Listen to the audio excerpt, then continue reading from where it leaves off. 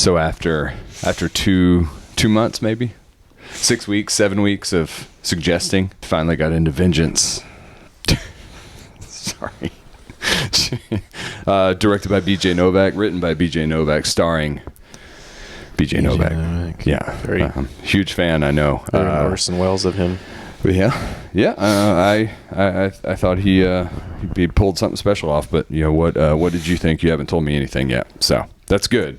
You've had a night to digest it. I wonder, has your opinion changed since the movie ended versus now? I mean, I avoided it for a reason. It was hot garbage from beginning, middle, and after it just got more hot garbage. No. First of all, I'm echoing. You are. Why Weirdly. are you? Echo. It's better now. It's better now. Okay, that's weird. I don't know. Yeah, it's probably Zeph. There she goes. Yeah, get out of here. All right. Get out of there, stupid dog. All right. These dogs. I'm taking it back to the pound both these dogs. Yeah, if anyone wants them, they're free. Licking my leg. We'll actually pay you to take them. That's not going to work. I don't like you. Yeah, I'm glad I got more time to think about it. Opinion doesn't change. I think it's settled. Is all that happened. So imagine having, deciding whether you want to do something one way or the other, and then it kind of just settled out. And I'm like, okay, now I feel settled. That's it. Yeah. So it settled my opinion, I'd say. Did it exceed expectations? Do you have any expectations going into this? You shaped it a bit, so I expected it to be... I didn't want to do that. I expected it to be good or surprising for me, which it was and wasn't. It has a strong start. Has a very strong start. It's a writer's movie, clearly, B.J. Novak. It does have dark comedy, which is well done. Imagine saying 3 really profound quotes from like timeless philosophers or kings or whatever, and saying those 3 quotes, right? But weaving it into a movie, and then saying maybe 3 or 4 more, and keep on doing it. And you're like, man, these are really good. There's some good meat here, right? But it not going somewhere. Like connecting it all together is the hard part, right? You can say, he who fights monsters should be careful lest he become a monster, and if you gaze long into the abyss gazes into you. Ooh, start off your war movie with that from Nietzsche, right? Yeah. But then, great, now tie it back together. So in that case, show me the person becoming the monster from war, and then show me them having trouble with the PTSD. It's gazing. It's bringing it together, right? And so I feel like he started off with a lot of great theories and concepts of like our disconnectedness, the left with the right versus right. What does it mean to be American, right? What does it mean to be connected? Is there a left or right, or is what about conspiracy theories? Like legitimate, they're not. He brings a lot together, or he brings a lot up in an interesting way. But I don't think it really drives it home. I think he would argue he had a great, strong finish. I don't think it had a strong finish. And I thought my path was kind of like up, rising, climax, and then it kind of went down, actually. It went down with the story. Really? Yeah. Where do you feel like it went down? Do you remember? It's actually when he abandons everything because he shows his true colors. He's obviously far left, New York type. The type I can't stand, but I still watch it objectively, right? He's a progressive, modern New York yuppie, thinks he's really smart, religious guy, right? So he fits, or his own religion, whatever, his own beliefs. He fits that painting. And the argument would be the people in Texas fit the complete opposite, right? The Trump-loving, conspiracy theory, guns and God and whatnot, right? And he does a good job initially of them not making that too bad and making them too stupid. But then right after the Whataburger scene, he kind of says, I know it's in a moment of anger, but he kind of says, all this stuff I've been building with you is all bullshit. I know they let him on, it was led on false pretenses, but then he's like, okay, this secures it. Everything up to here leading to this connection is bullshit. And it was all, I was just playing along all the while. And you'd say, well, we knew that. We didn't know that. If you're watching it, he's slowly coming around and he's saying, okay, it didn't matter about Abilene. You could have made Abilene a lie or bad or whatever, but everything else around it, the progression was happening with him, right? But then in that Whataburger scene, he reveals it didn't. I've learned nothing. You're all dumb hicks. I am right. Climate change, COVID, whatever. You're all wrong. And so you're like, what? Don't you feel like there's a reason for that? For his type of character going back to that defense mechanism? Yeah, in that scene, but it wouldn't undo everything. And they don't really... I feel like I'm like answering that wrong. You asked when was... It was after that point. So let me just say that. After the Whataburger scene, I started doing the whole in my head like... How are you going to wrap it up? Why were you so strong in that scene? And then it started becoming kind of predictable. I knew he'd get in a fight. Obviously, he'd get hit. You knew he was about to get hit, of course. And then you knew to make it interesting, there had to be something there that wasn't. There's some stuff where it was like non-tropey and then tropes. So I'm talking a lot, so I'll just take one bite, which is the number thing, right? I thought that was a bit... What do you mean the number thing? The unlocking the phone. It was kind of like, oh yeah. it's when it seems like a coincidence, but it's a forced coincidence. Right.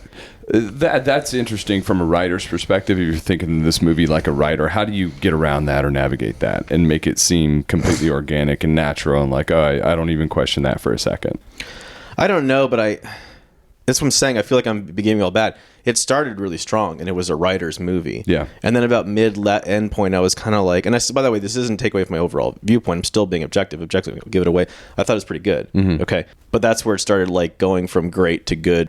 And the way I'd bring it together is heart to heart is 5-4-5. Why is it 5-4-5? You're the best. 1, 2, 3. Right. They just did. It was a forced connection. It didn't make sense, but he was trying to make it make sense. He was shoehorning it to make it make sense. Oh, I see what you're saying. And they didn't explain that more. No, because remember they say like the Whataburger, and he inserts a joke. He says it was like 1320. And he's like, it's a number of letters in "Love You Mucho," whatever, which it's not. And they're making fun of the kid because he's stupid, right? And then like also because he looks up and he sees it there. You're gonna tell me the whole movie you were looking at those numbers right there, the whole movie, and you didn't think it was forced. And so there was parts where it started getting to like forced tropes. And I feel bad for the guy because he built it up so strong. I was like, man, you're digging yourself in a corner, or you're putting yourself in a corner. You better finish it strong. You better bring together the left and the right. Society's collapse. What does it mean, American? Who are you really? Hook up cult. You better bring this together in a big way, baby. Yeah. And he didn't. He brought them up, but he didn't really finish it. And the ending didn't really finish it. And that's what I was like, because I was watching it like, it's like watching a person you hire, they're like, I'm going to do this. You're like, that's a big thing. And you're like, I'm going to do all 5. Yeah. And they do 2. And you're well, like, it all came down to how he was evolving, right? I mean, because he had to find his humanity and his heart. And he did at the end in a sense, because his emotions got there, and that's why he shot Quentin. Was that his name? Yeah. I mean, that was obviously the climax at the end. But yeah, it didn't seem like there was anything that was missing for me from that. But I do understand what you're saying there and how there might be a little bit lacking for you as far as bringing the story together. I'll talk more about good, but I'm talking too much here. Tell me your thoughts on the movie. Those are all big points. Yeah, I loved it. I mean, it was completely unexpected for me to enjoy this as much as I did, and I thought it brought up some pretty relevant stuff and didn't try to go one direction or another and try to it was never preachy at all, and I love that. As far as woke goes, I know you pay a lot more attention to that kind of stuff than I do. I didn't really notice anything personally. I'm sure you could probably, nitpick and find some stuff there. But I did like that. And yeah, I mean, it's, I think it's something that's not, we're still trying to understand as people and how disconnected we've become. And I think primarily because of the conveniences of technology and things like that.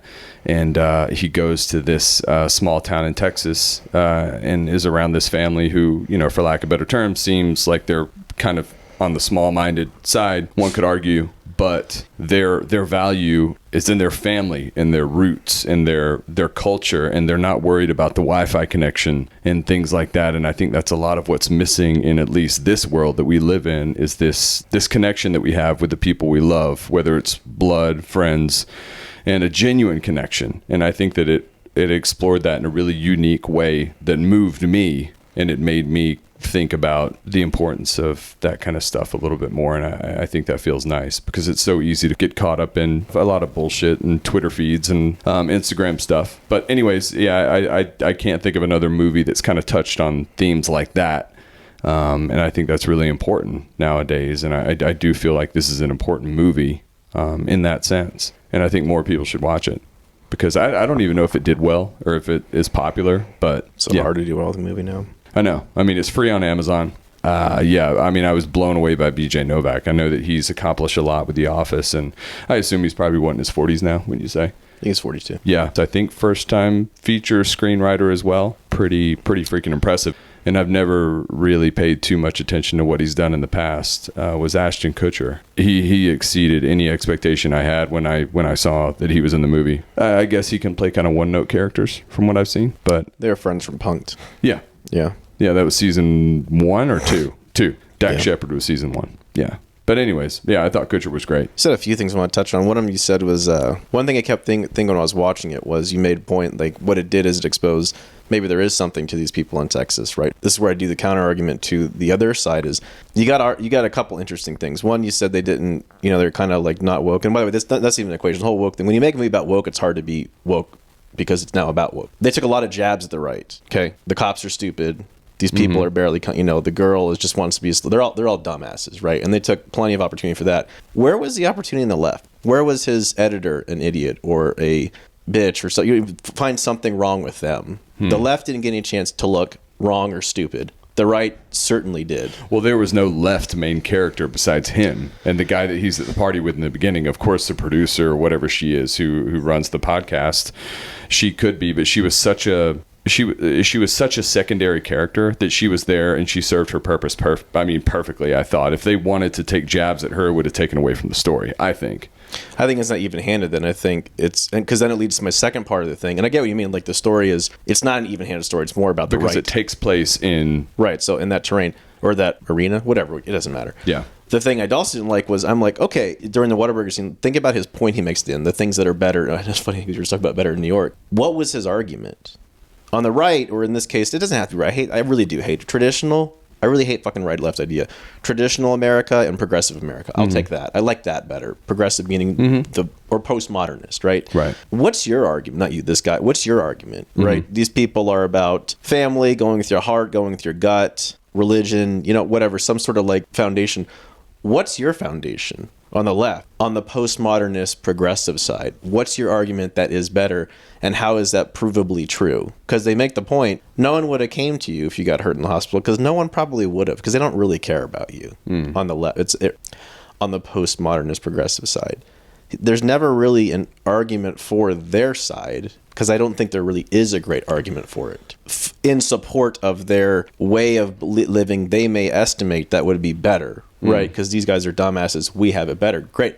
How is it better for you? Do you have real love? No, you prove that with your hookup culture. Do you have real connection? Not really, because you had to make the joke about save first, then get the information, right? Haha, that's very late. Get the content first before safety, which they did make fun of, sort of, because they're showing, there is no real connections. You're in a big city. No one really gives a shit about you. You're just hooking up. There's no real connection. You have no identity. So it's like, I know you're saying, like, well, that's kind of what the exposed dumbass. I'm like, yeah, but I'm saying, so what's their argument on their side? There really isn't a great argument. What do you get better if you go this route? What do you get better here?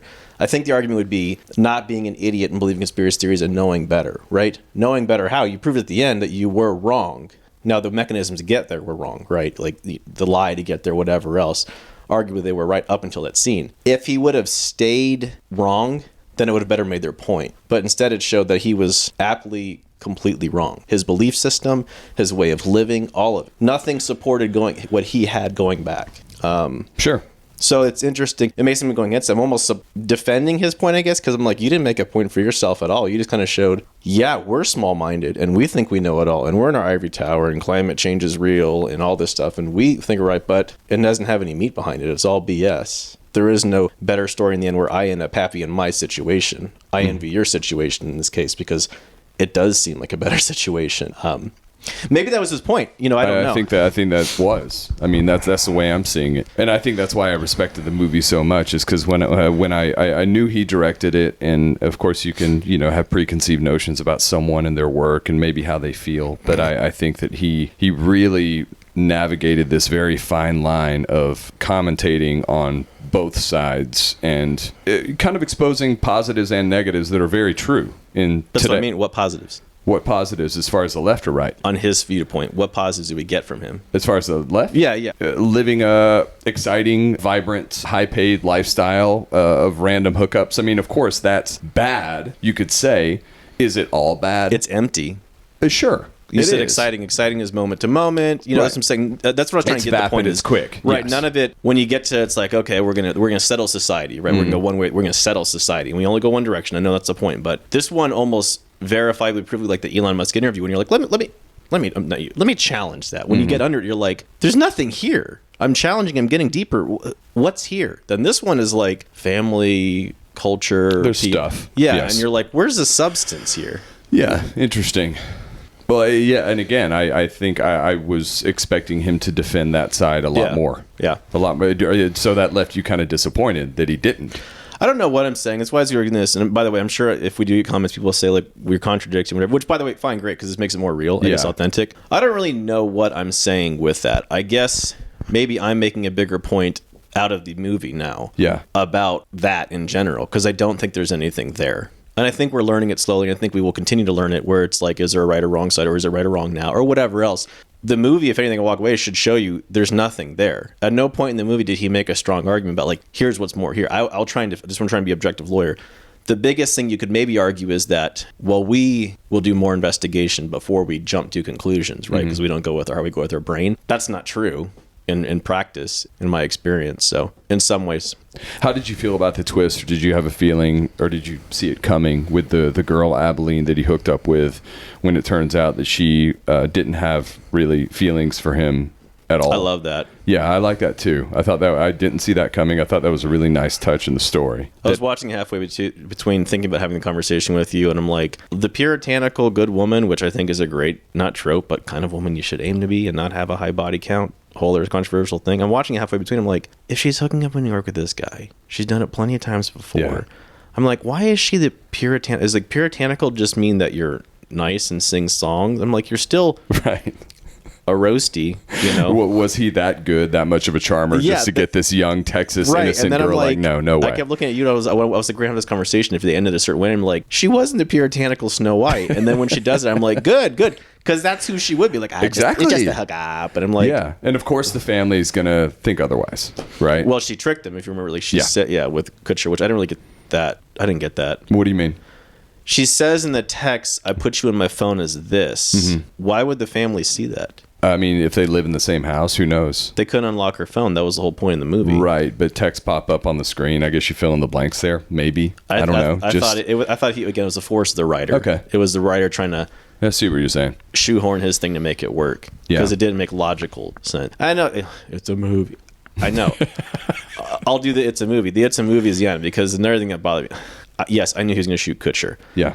I didn't know how the setup would happen. I thought it'd be a self-defense, and then it won't make it vengeance, right? If it was self-defense, yeah, I get it. But like, one thing they kept making from the right. I've been in Afghanistan before, and it was the army with the Afghan National Army, with the Afghan National Police, with the NDS, National Defense Service, which is the CIA of Afghanistan, and all of us would be at a mission, and it would be who has jurisdiction, just like the South Park. Yeah, I've been in that. I've been there before, right? But we're not all fucking idiots. Right, and we're not all like, that was what you're supposed to believe about the murder, why it would just go away. Because in the end, they're all fucking retards, right? All force agencies are just dummies. And they would be like, oops, bullets in person, can't trace the bullets, dumb. And I'm like, that's a horrible wrap-up. No, wrong.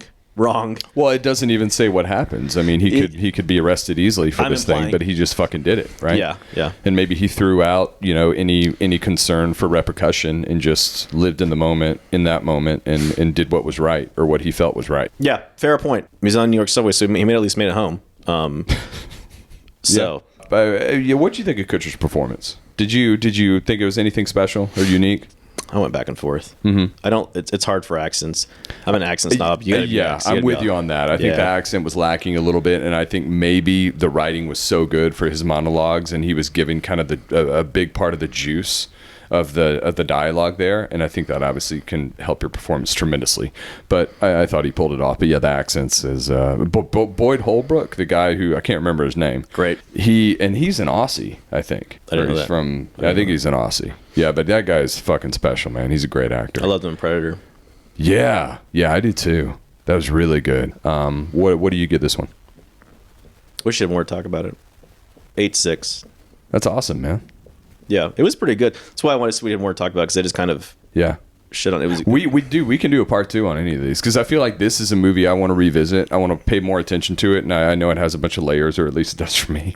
So I would love to do a second one. So we can do a follow up. Yeah, we can do a follow up for sure. Yeah. I'd say 8.6. It was it's pretty good. Nice, man. I had 8.1 on mine. I almost want to go. I'm not just. It's somewhat influenced by you, but I want to be just for future. My breadth of work. If we do more of these, 8.4. Okay. I'm very happy with 8.4. Very. That's I think that's probably like your third or fourth high score. Yeah, and that's revisit some of these. Yeah. Great. Yeah, we'll dip into a little bit more on this, but I want to watch it again. I'll watch it while you're in New York again, but I watched a little bit just now. I can't wait to go, man. The people there, there's so much I can learn from these people. Yeah. We can do a podcast. That'd be fun. We could do one when you're there and I'm here, if you want. Well, we're not exactly in backwoods. We're in fucking Vegas. Yeah. All right. Cool, man. Salt of the earth people here in Vegas. Salt of the earth, man. Makes me want to go back to Texas. All right. That was Vengeance.